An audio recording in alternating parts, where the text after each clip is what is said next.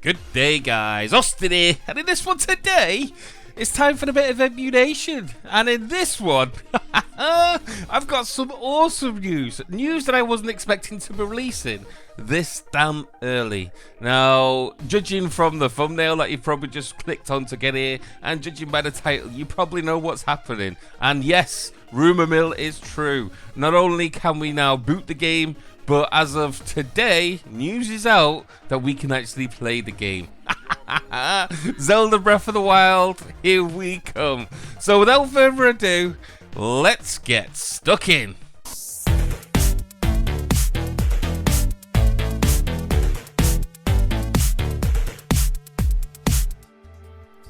Okay then, so what got released today was from the Cemu team, and they are doing another update pretty damn soon. In fact, they state that it's going to be released on the 10th of March, and this one's got some very good news in it indeed, and I'm sure we can all guess what that is. However, let me quickly go over some of the bullet points from this release notes that they just issued. Now, I'm not going to go over them verbatim. You have to be a Patreon member to actually access this, and I do respect that fact. However, I will go over the bullet points and some of the key factors that you guys should be looking at. Okay, first off then, they've got patch and DLC support. Now, this has always been there, to be honest. Let's face it. You can go around the houses, you can mess around with your directory structures, and you can manually input DLC, game updates, all that kind of good stuff. But it was a bit of a pain in the ass. And in many cases, it was one of them where you can do it, but for a little tiny bug fix which probably wouldn't affect you, or to get a new skin on something, it wasn't really worth it. However, they've now streamlined this, and it sounds like they've just added a folder which you can dump your DLC into without any messing around. So the emulator actually automatically reads what's in there and updates your game files as per, which, to be honest, is absolutely awesome. Also, you're always hampered by what kind of format you add for your games. So if you had more of the image format rather than the actual file format, it was very complicated, and in some cases it couldn't be done.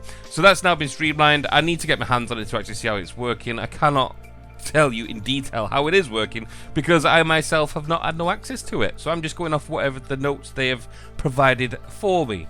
Elsewhere then, we've got improved shader cache. Now, they always do this, to be honest. Shader cache is the Achilles heel of this emulator, and it means that unless you've got the cache already stored, in other words, unless you've played the game before, or you've downloaded someone else's cache who has played the game before, you get quite a lot of stuttering in game, and it kind of takes away from the experience. Now, it has improved, and each iteration of the emulator does improve it greatly. However, it has still got those issues. For those of you who want more information, especially where to download that kind of shader cache and all that kind of stuff, take a look at my video guide, links in the description down below, and that will help you out. However, having more additions and more improvements on this kind of stuff will only, I don't know, make things better for this emulator. So, awesome addition, thank you very much.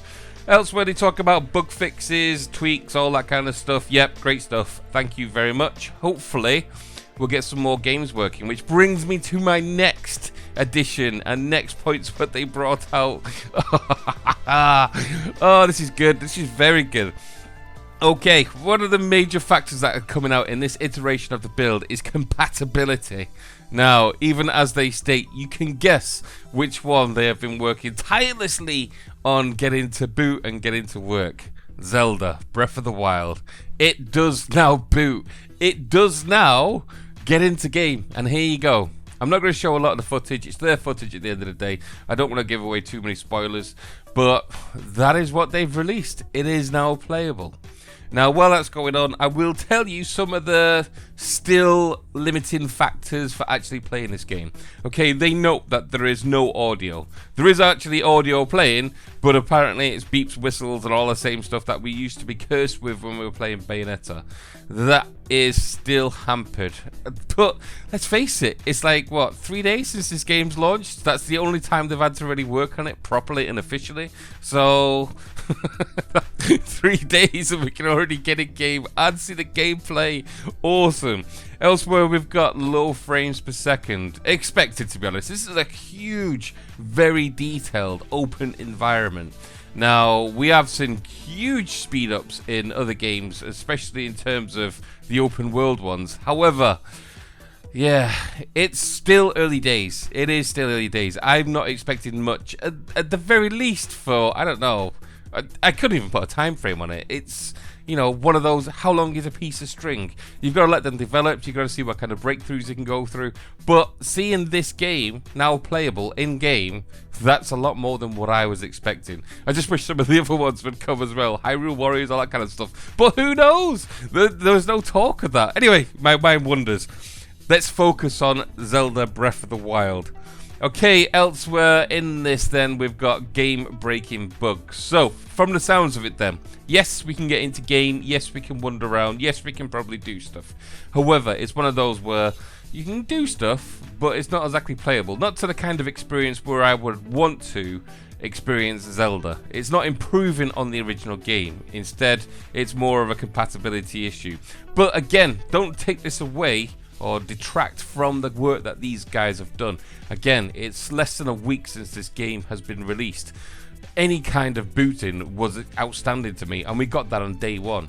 Any kind of gameplay, we've got that on, like, what, day 3? So things are bounding forward. We have got huge progress on this. And again, I always say this, it's all down to the hard work, dedication, and the stuff that the Cemu team release. I am in awe of what these guys do. So, of course, this is released again on the 10th of March. That's for the Patreon members. So, if you want to get it early, you donate whatever it is. I think it's $5 or something.